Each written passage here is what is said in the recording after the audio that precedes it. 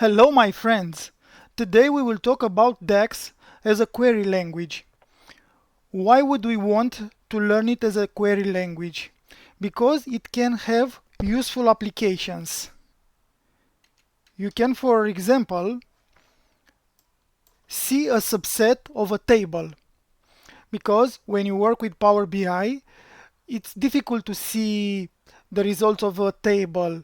You go to tables and it's hard to filter the table, or maybe you want a subset of only a few columns, so it's very difficult.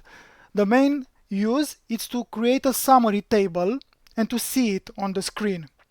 Other uses are to create a table to use as filter inside the calculate function, to create a table to use in Iterators, or to debug DAX formulas to inspect the tables that are used inside the DAX measures.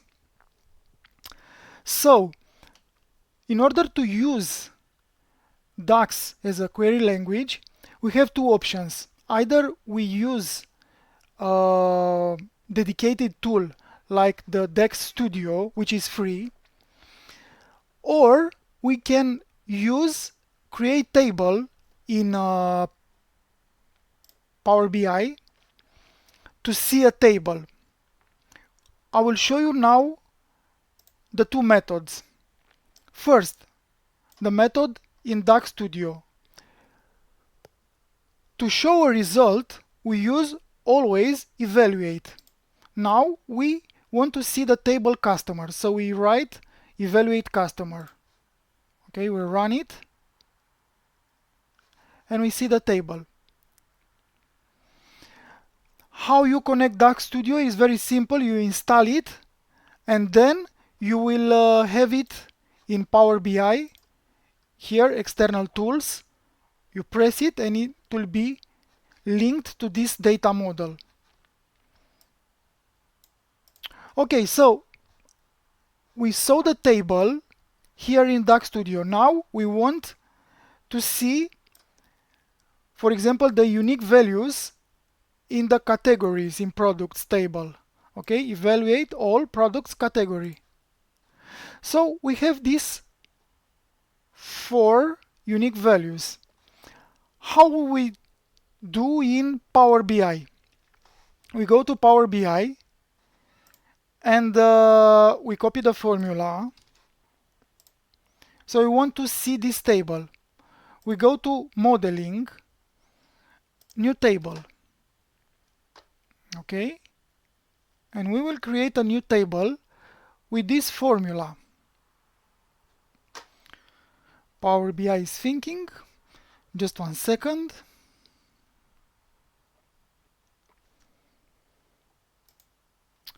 Okay, so table products, let's say, and now the only difference versus DAX Studio, we don't need evaluate. We put directly the formula. Okay, we press check and Power BI created this table. You see, table products.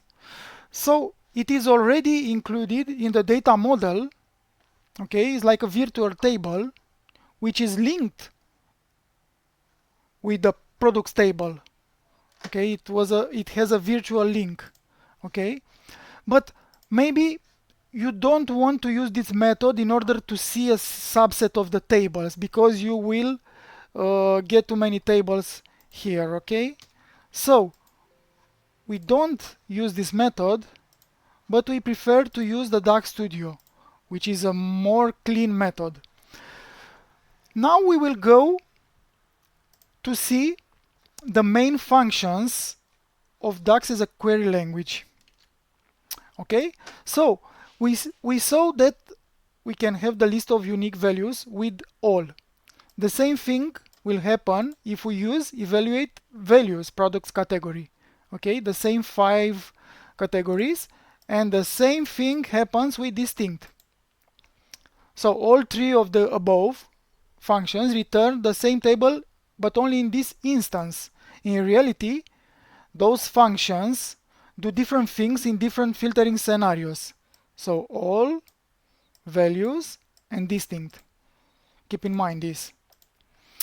Okay, let's go further. Below is a table of all the combinations of product category and product subcategories. Okay, we select it and press run or F5. Okay, so we have these combinations. We see here it's 37 rows. Then we can start applying a filter. Here is a table containing all the products that sold more than $200,000. Okay, evaluate, filter products, the table to be filtered, and then the measure. The measure is total sales, okay, greater than 200,000. And we have here 49 rows.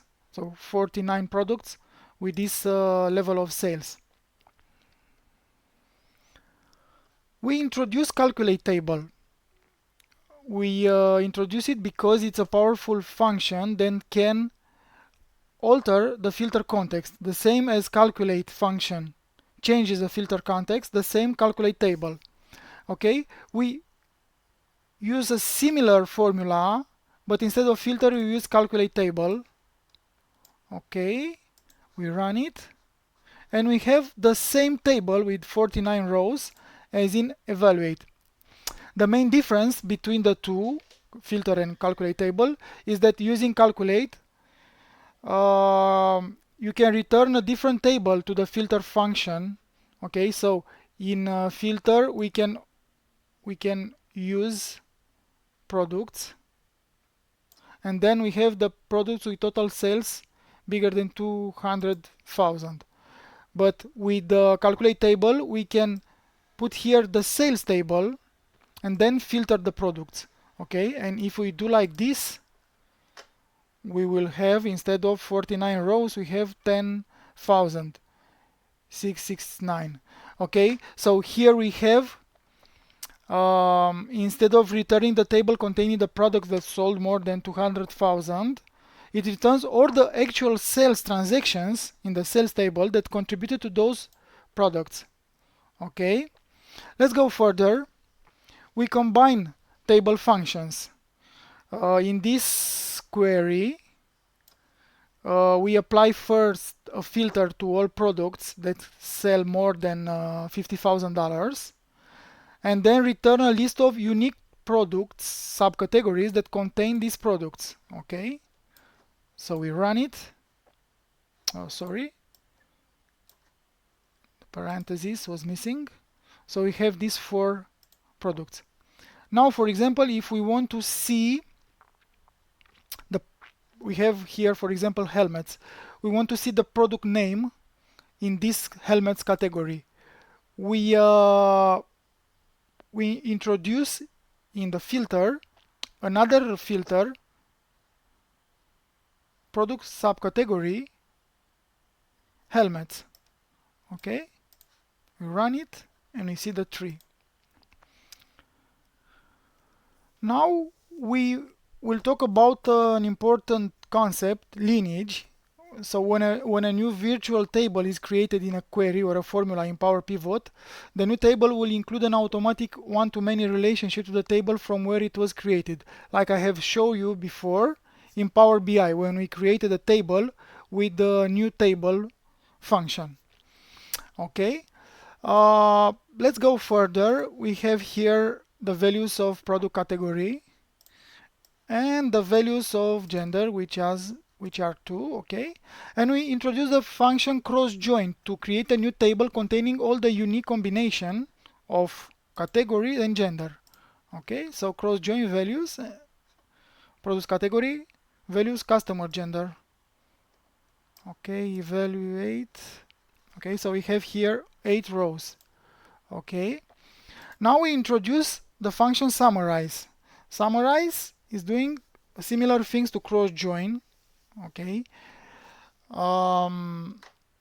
however, CrossJoin can join tables that do not have relationships, whereas summarize can only join tables that are related with many to one relationship. So we have evaluate, summarize, table sales, Okay, and then products category and customer gender. Okay, let's see what we got. Okay, so we have the category and gender. We see that we have only 6 rows. Uh, Theoretically, it should have produced the same result as CrossJoin, but there is an important difference. Summarize will only return rows that actually exist in the data itself. Okay, that's why when we use Summarize, we only have 6 rows, because in the sales table, we only for 6 combinations we have data. Okay, to summarize, to the summarize function, we can add a summary table. So uh, we have summarize product category color, and then we introduce a new column. First we say how it is named, total sales, and then the expression for that new column, which is the measure total sales. Okay, we see that it produces also result for the categories that do not have sales. Okay,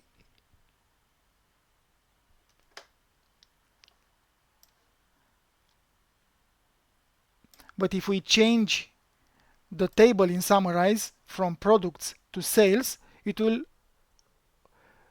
show only the categories that have sales, you see. Okay, this is the difference. Summarize does not operate in a row context, so no context transition occurs. So if we write again this formula, but instead of the measure total sales that has an automated calculate wrapped around it, although we do not see it, if we change it to sum of sales extended amount, okay, the formula of the measure instead of the measure, okay, we have the same result. So this means that Summarize do not operate in a filter context. When we change from a measure to the formula of the measure, the filter context does not apply. We introduce now the next function, AddColumns. This add new columns to a table in a query. Okay, so we start, for example, with the Summarize again. Okay, with Summarize we return a table with category and colors. Okay, this table can be used as the table parameter in the AddColumns formula. So evaluate AddColumns, we use this table as before, and then we add total sales, a new column called total sales with the expression total sales. Okay,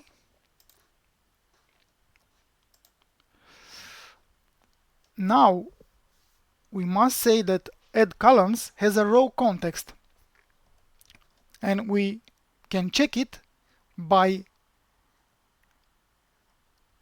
writing the same formula as above, but instead of the measure we put again the formula of that measure. Okay, we run it and we see that is no longer correct. So that means that AddColumns operate in a row context. Okay, so as I have said, the main use is the summary tables for the DAX as a query language. But then you can create tables to use as filters inside calculate, like here in this formula. Okay, we have calculate, total sales, and then we have the filter, summarize, sales, product category, customer gender, total margin bigger than 45%. Okay, we cannot see this formula. Okay, and now if we want to see the result in Power BI, for example, you can put it in a visual and you see. But here in a query language, we can put it inside a row function. Now introduce the row function. So the row evaluates and shows a result where you have a row with the name of the column and then the result of the column. Okay, so in this row we have measure result. We want to see the result of here, and then we have this formula from here. Okay, we run it and we get one row. Okay, the name of the column, measure result, and then the result, the expression. Also, you can create in DAX as a query language tables to use in iterators. Okay, for example, this formula average X, okay, it iterates over the sales, product category, customer gender, and calculates the average of total margin. Okay, we cannot see the result, but we can put it inside the, again, a row. Okay, we run it and we see the measure result average X is this. Okay, so one final example with row would be to show to count rows of the cross join between customer and products. Okay, evaluate. So we have these 7 million rows. So this is the main use of DAX as a query language. It is very useful when you have complex calculations.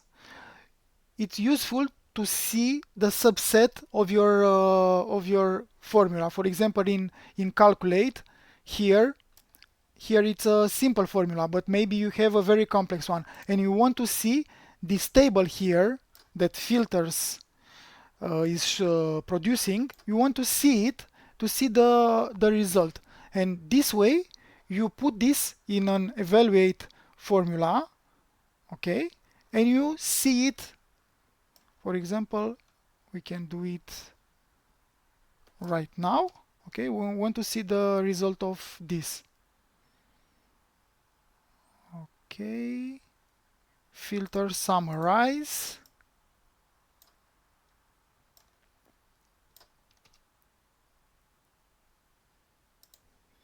I think this.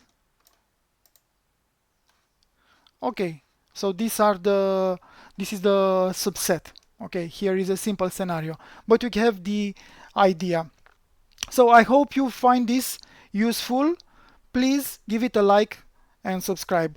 Thank you.